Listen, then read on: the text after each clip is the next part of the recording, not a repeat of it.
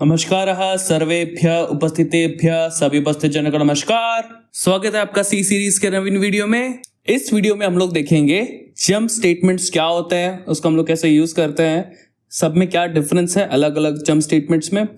तो इस वीडियो में हम लोग जंप स्टेटमेंट देखेंगे। कई वीडियो में हम लोग ने देखा था फॉर लूप, और ऑब्वियसली आपको अगर वाइल लूप आता है, डू वाइल लूप आता है, फॉर लूप आता है, तभी आपका ये जंप स्टेटमेंट्स यूज करके फायदा है, वरना आप ये जंप स्टेटमेंट्स को समझ ही नहीं पाएंगे।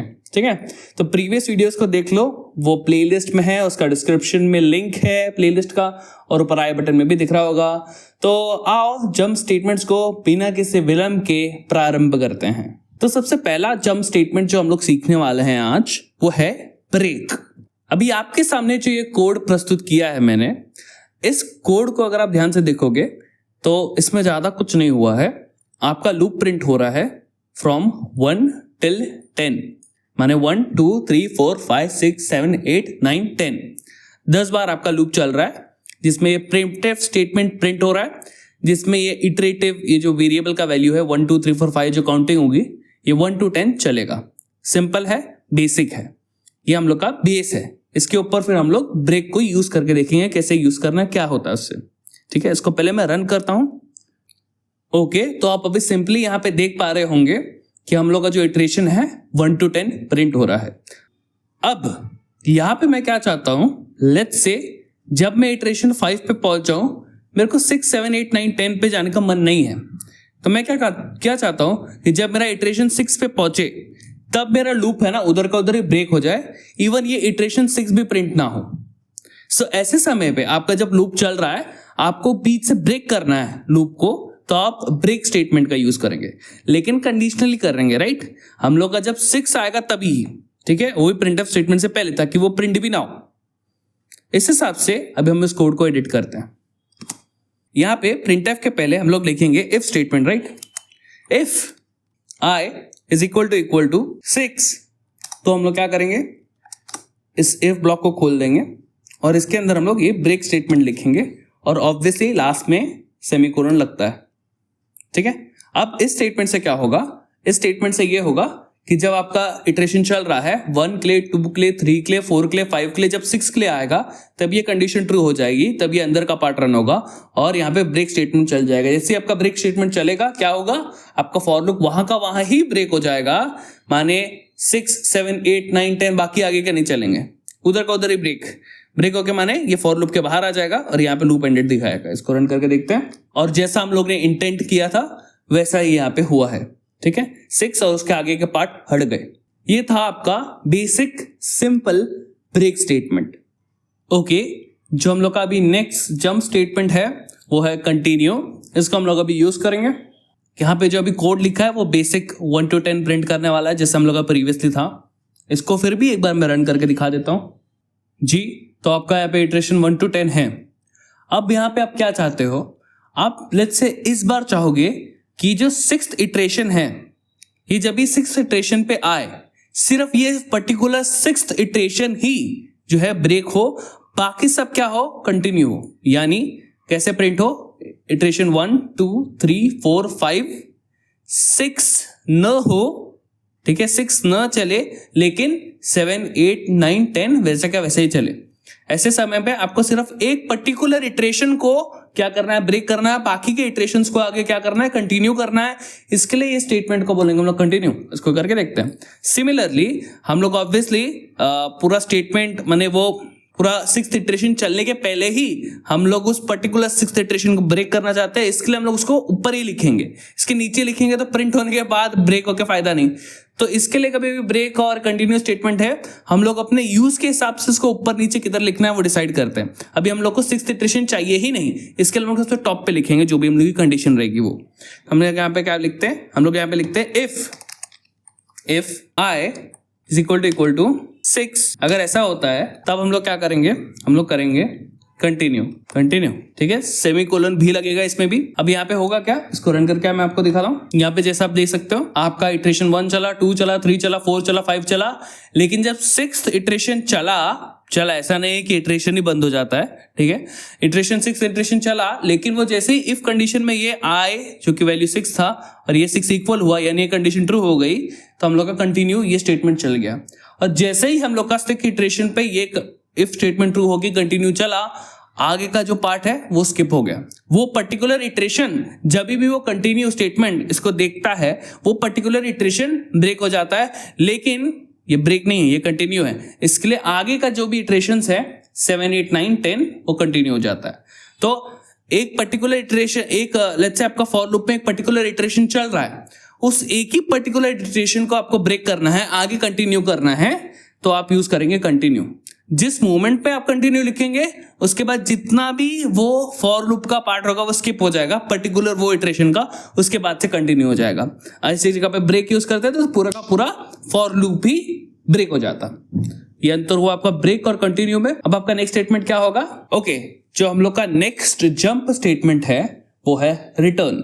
अब ये काफी इंटरेस्टिंग है क्योंकि हम लोग रिटर्न ऑलरेडी अपने प्रोग्राम में यूज कर रहे हैं, जो कि है यहाँ पे, राइट। हम लोग रिटर्न ऑलरेडी यूज कर रहे हैं, रिटर्न 0। अगर आपने मेरे प्लेलिस्ट को सच में फॉलो किया है तो आपको मैंने इनिशियल वीडियोस में ही बताया था इस सीरीज के कि रिटर्न 0 हम लोग क्यों यूज करते हैं, इस 0 का मतलब क्या है, ये इंट का मतलब क्या है, वगैरह वगैरह। ओके, तो just like break, just like continue, हम लोग क्या करेंगे, ये 1 to 10 जो लूप चल रहा है इसमें से ये 6th इटरेशन आएगा, वो 6th इटरेशन स्टार्ट होने के पहले ही हम लोग जो है ये रिटर्न स्टेटमेंट को अप्लाई कर देंगे। इसको अप्लाई करके देखते हैं क्या अंतर पड़ता है। यहां पे मैं लिखता हूं if I is equal to 6 return और ऑब्वियसली सेमीकोलन। अब यहां पे आप अगर इस कोड को देखोगे तो 6th इटरेशन पे हम लोग रिटर्न कर रहा है। लेट्स सी क्या होता है इसको रन करके। ओके, तो यहां पे जो अभी आप आउटपुट देख रहे हो उसमें क्या हो रहा है, देखो इसमें आपका 6th इटरेशन के बाद के इटरेशंस प्रिंट नहीं हुए। तो क्या ये रिटर्न स्टेटमेंट और ब्रेक स्टेटमेंट, ये दोनों स्टेटमेंट सेम है क्या? क्योंकि दोनों काम तो सेम कर रहे हैं, दोनों ने 5 के बाद जितने भी इटरेशंस थे सबको ब्रेक कर दिया। तो यदि आपने इसके बीच में एक सूक्ष्म अंतर देखा हो तो वो एक सूक्ष्म अंतर क्या था? वो सूक्ष्म अंतर ये था कि यहां पे जब मैं लिखता हूं ब्रेक, इसको रन करता हूं, आप देखोगे कि यहां पे क्या है, एक लूप एंडेड लिखा आ रहा है, यानी ये सिर्फ फॉर लूप ब्रेक हुआ, बाकी का फ्लो आपका यहां से कंटिन्यू हो गया। ठीक है, तो ये होता है हम लोग के ब्रेक में।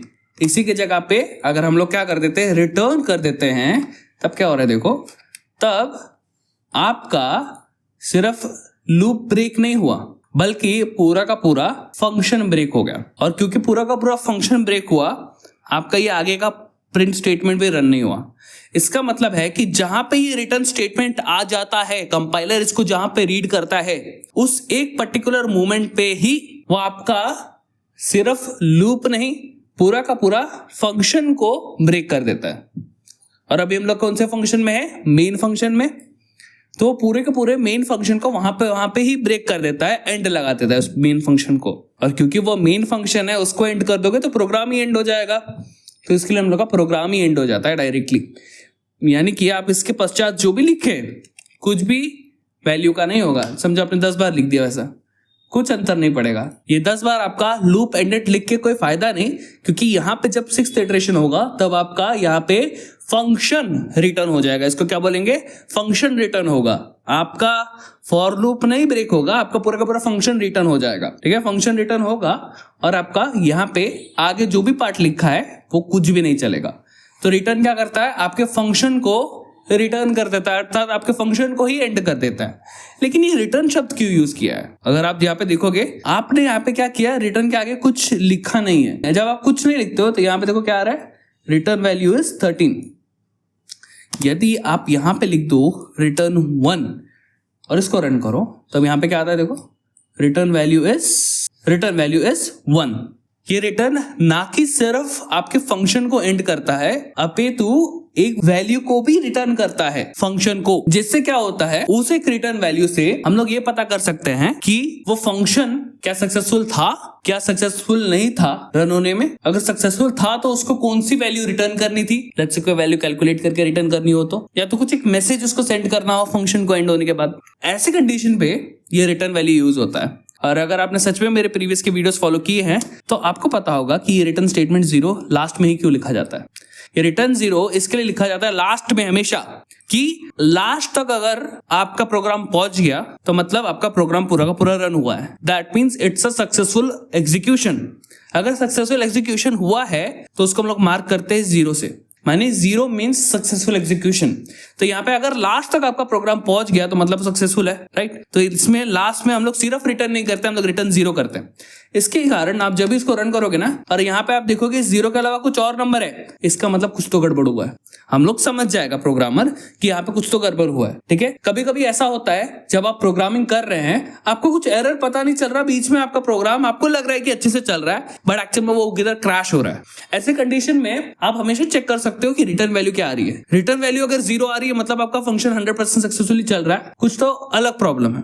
लेकिन आप अगर देखते हो कि रिटर्न वैल्यू में कुछ गड़बड़ है, यानी आपका प्रोग्राम कहीं ना कहीं बीच में क्रैश हो रहा है, अब ये पता कर सकते हो। और अगर आप और अच्छे से एकदम प्रो लेवल कोडिंग में करो तो आप खुद अपने प्रोग्राम में ऐसी जगह ये रिटर्न स्टेटमेंट को डाल सकते हो जहां पे आपको खुद पता चलेगा कि कुछ प्रॉब्लम हुई है। जैसे कि लेट्स से इस प्रोग्राम में हम लोग का ये प्रॉब्लम होगा कि अगर इटरेशन का i = 6 होता है then it's problematic, we must give an error। तो हम लोग क्या कर रहे हैं, if i = 6 हम लोग रिटर्न 1 कर रहे हैं, ठीक है। तो फ्यूचर में कभी भी मेरे को यहाँ पे रिटर्न 1 करके आएगा ना वैल्यू, तो मैं समझ जाऊंगा कि अच्छा ये पॉइंट पे एंड हुआ है, ओके ये प्रॉब्लम है। Getting it? इसको आप फ्यूचर में और यूज होता हुआ देखोगे। सिंपली अभी के लिए ये समझो कि रिटर्न क्या करता है।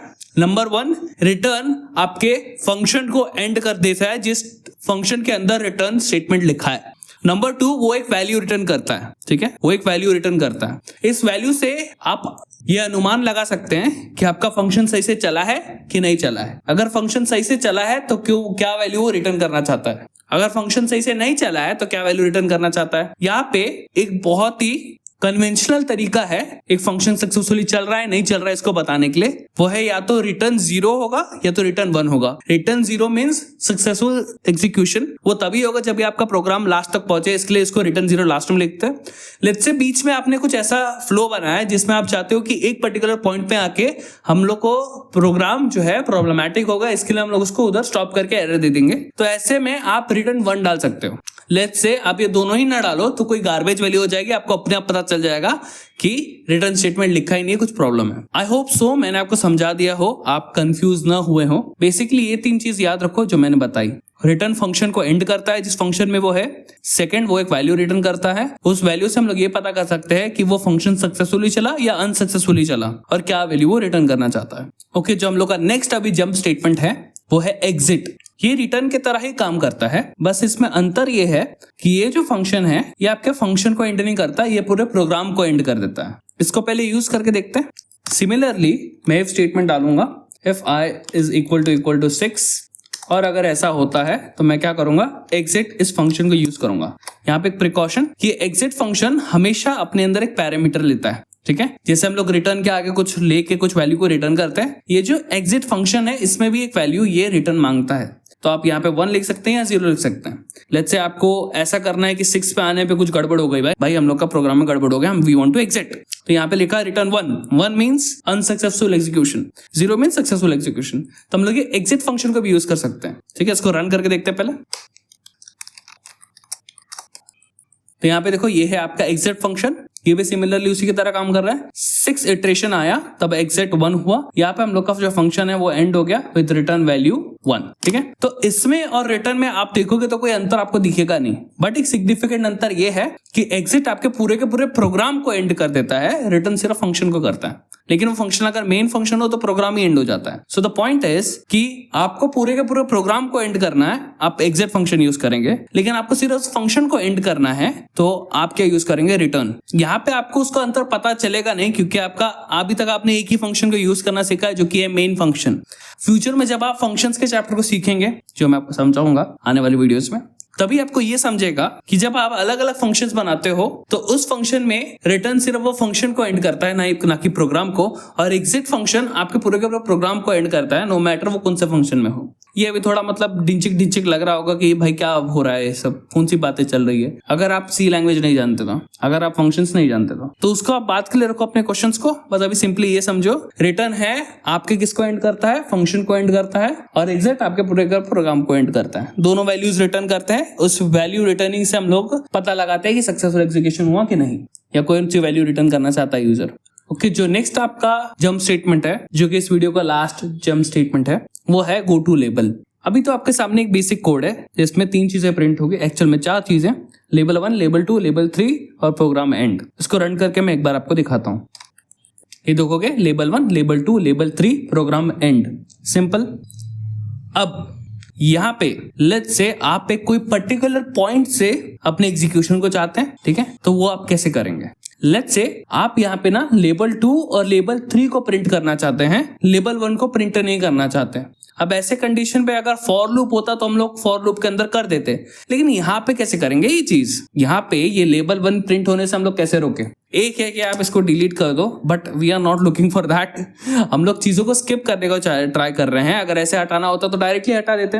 तब ऐसे कंडीशन पे ना आपको कुछ ऐसी चीजें चाहिए होती है जिससे आप फ्लो को रीडायरेक्ट कर पाओ अपने फंक्शन में। Label 1, label 2, label 3, program end, इस सीक्वेंस से सब कुछ प्रिंट हो रहा है, बट आप चाहते हो कि सिर्फ लेबल 2 के आगे सारी चीजें प्रिंट हो। तो ऐसे कंडीशन पे आपका गो टू लेबल यूज होगा। अब जिस पॉइंट से आप एग्जीक्यूशन करना चाहते हो आगे, उस पॉइंट को आपको लेबल देना होगा। यानी यहाँ पे मैं लेबल 2 के आगे सारी चीजों को एग्जीक्यूट करना चाहता हूं, उसके पहले को नहीं। तो 2 के पहले मैं लिख दूंगा एक लेबल। अब उस लेबल का आप कुछ भी नाम रख सकते हो। उसके नाम रखने में जो आइडेंटिफायर्स के रूल होते हैं वो सेम अप्लाई होते हैं। जैसे वेरिएबल्स के लिए आप नाम देते हैं, वैसे ही आप लेबल्स को भी नाम देते हैं। तो एक नाम दे देते हैं, एक लेबल दे देते हैं लेबल 2 के पहले।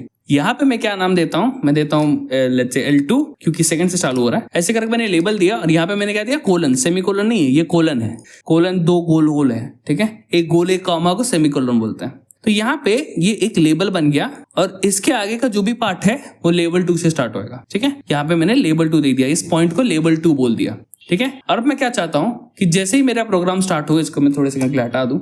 जैसे ही मेरा प्रोग्राम स्टार्ट हो तो मैं क्या करूं, मैं ना सीधा गो टू हो जाऊं। गो टू कहां, कैपिटल नहीं स्मॉल, स्मॉल क्योंकि स्मॉल आपका कीवर्ड्स में स्मॉल यूज होता है। तो मैं गो टू हो जाऊं कहां, मैं गो टू हो जाऊं L2 को, और L2 इधर कैपिटल L2 है, ठीक है। तो आपको यहाँ पे अपर केस लोअर केस का बहुत अच्छे से ध्यान रखना। जो कीवर्ड है वो छोटा है और बाकी यहाँ पे जो लेबल लिखा है अपर केस लोअर केस, उसी हिसाब से आपको यहाँ पे लिखना है, केस सेंसिटिव, यू नो। तो यहाँ पे जब मैंने लिखा गो टू L2, तो इस प्रोग्राम में L2 नाम के लेबल को सर्च करेगा। जहां पे उसको L2 नाम का लेबल मिल गया, वहां से वो एग्जीक्यूशन को आगे बढ़ा देगा, ठीक है। और इसी के थ्रू हम लोग का जो गो टू से लेके L2 तक का पार्ट था वो स्किप हो जाएगा, क्योंकि यहाँ पे गो टू L2 बोल के सीधा यहाँ पे एग्जीक्यूशन आ गया, ठीक है। और इसको अगर मैं रन करके दिखाऊं तो यहाँ पे देखो लेबल 2 से स्टार्ट हो रहा है, सही है। अब मैं चाहता हूँ लेबल 3 को भी मैं L3 करके दे देता हूँ और इसको पूरे अच्छे तरीके से अरेंज कर देता हूँ, कुछ ऐसे।